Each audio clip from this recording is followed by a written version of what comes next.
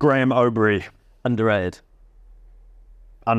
Coolest cyclist of all time. Do enough people know who he is? And I think no. Definitely not. However, even though there was a movie made about his life and all that stuff, for people who don't know, he had the hour record and got it in a really unconventional position on the bike. He had this Superman position.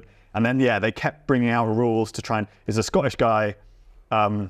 He just did things his own way. And that really ruffled the governing body's feathers. And they kept trying to stop him from winning stuff by changing the rules. And he had the Superman position. That was right. There was two positions. And then he had the first one which he did was the Superman, so like arms straight out. The second one, when they banned that, was he brought his arms right underneath him. Yeah. So it was a position where like his arms are fully bent under his body, they're fully tucked in. It's crazy looking, is it? Basically, like if you took a modern TT position, it's the both extremes. The one where it's fully long and the one where it's fully closed. And in both cases, he was just like destroying stuff. And at the time, he was like, it was him and Chris Boardman that were constantly battling for these records. And for whatever reason, it does feel like the people in the powers wanted Boardman to have the records. Because every time Obree smashed it to bits, bearing in mind he literally built one of his bikes.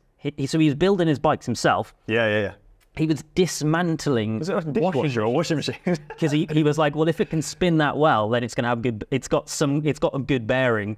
So then he was like dismantling bits of his washing machines and building bikes and breaking records against Boardman when he was on like the Lotus bike, which I'm sure you've seen images of. And they're like probably cost like 200,000. Yeah, he's on this thing made of a washing machine. Where he's just had this genius himself. He is honestly, I think he's one of those people that's like, he's a modern day like Einstein, but like because of how capitalist we are now, he just kind of gets pushed away because they don't like the look of him. They don't like they don't like his vibe, so they kind of like push him away. But I think he's amazing.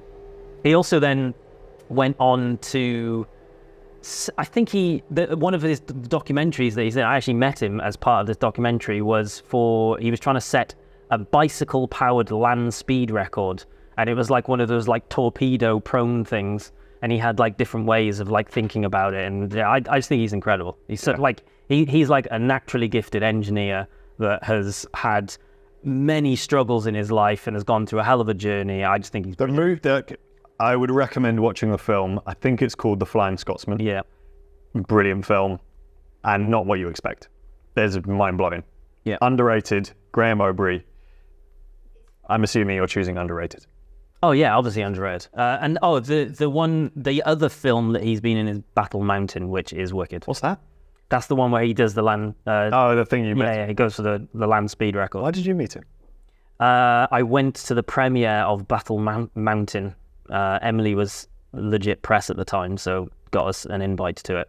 And then I stood on, there's a photo of me arm in arm with Graham Obree with then this like prone position bike torpedo thing that he built. In the film, he actually talks about when he got a professional contract on a French team, because he like he was so fast. Surely he would be picked up by a pro team, but he never. He was. So he actually did get a contract with a French team.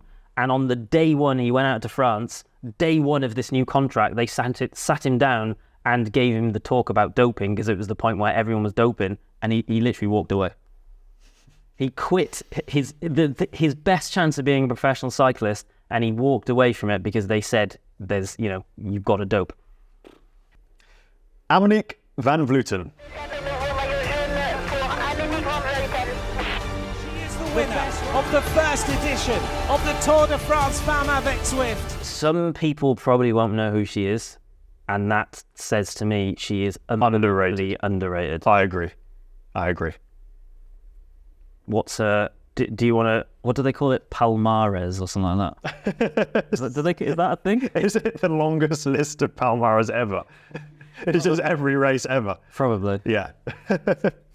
She's dominated women's cycling for the past few years.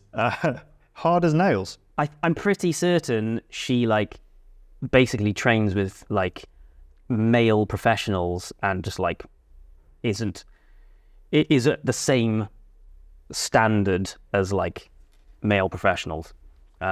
She's an absolute monster. She's like one of those people that are like, she's like Chris Hall obsessed with cycling, but like way better. Yeah. Yes. She's won all 3 Women's Cycling Grand Tour equivalents. She's won 6 Women's Grand Tours in a row. She won the Giro Donnet in 2017, 18, 19, 22, 23, inaugural Tour de France Femme in 2022, Vuelta Femenina in 2021, 22, 23, and the road racing world champs at least twice. She's 40 and she's retiring soon. Isn't it? Great career. Quit while you're ahead. Done. Isn't it interesting though that the bulk of that is the latter end of her career, so late 30s, mid to late 30s. I wonder when she got into. I think that's actually quite consistent with endurance. So I remember doing some reading a long time ago on female ultra runners, and they typically peak late 30s, which for men is typically like late 20s, early 30s. But ultra running is still. Ultra running, yeah. Interesting. So that's interesting as well, that a lot of that like big like domination has come at the end of her career. I think great climber, great everything. Like she's just a beast.